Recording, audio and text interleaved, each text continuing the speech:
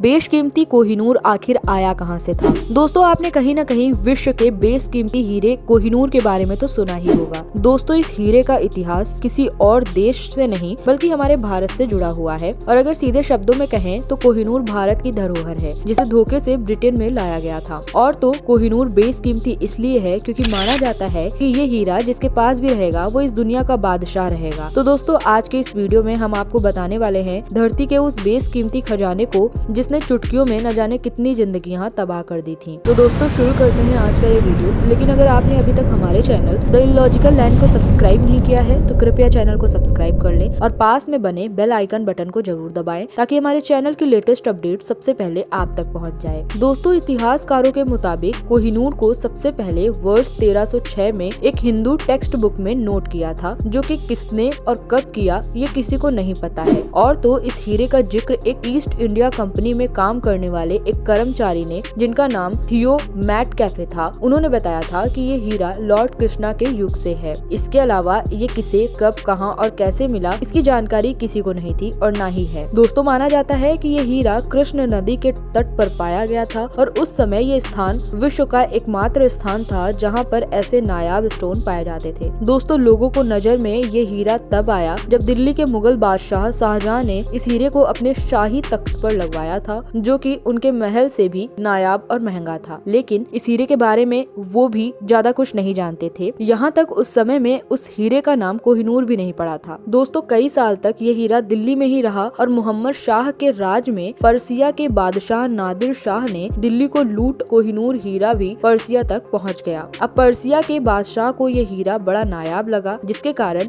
वे हमेशा इस हीरे को अपने साथ ही रखते थे और इन्हीं ने इस हीरे का नाम कोहिनूर रखा। ऐसा माना जाता है कि ये ही इस शापित हीरे के पहले शिकार हुए थे, जब इनके अपने ही एक गार्ड ने इन्हें जबरन दुनिया से अलविदा करवा दिया। और इनकी मृत्यु के बाद ये हीरा इनकी सेना के एक प्रमुख सैन्य अहमद शाह दुर्रानी के हाथ आ गया और जिसके बाद ये हीरा इनके बेटे और बेटे के इनके एक पोते के हाथ लगा, जिसका नाम सूजा शाह दुर्रानी था। और 1809 में ये कोहिनूर हीरे के साथ लाहौर चला जाता है, जहाँ इसने राजा रणजीत सिंह के यहाँ शरण ली और बदले में कोहिनूर हीरा उसे राजा रणजीत सिंह को देना पड़ा, क्योंकि उन्होंने इसकी डिमांड की थी। तब से ब्रिटिशों की नजर इस हीरे पर थी और 1849 में जब ब्रिटिशों ने सिख समुदाय को पूरी तरह से ध्वस्त कर दिया, तब उस समय शासन के लिए एक युवक चुना गया था, लेकिन अल्प आयु होने की वजह से उसका फायदा उठाया गया और वो थे दिलीप सिंह। दोस्तों, उस समय ये केवल 10 वर्ष के थे। अब क्योंकि ये सिख समुदाय के आखिरी शासक थे तो कोहिनूर भी इन्हीं के पास था, लेकिन ब्रिटिशों ने छल कर इससे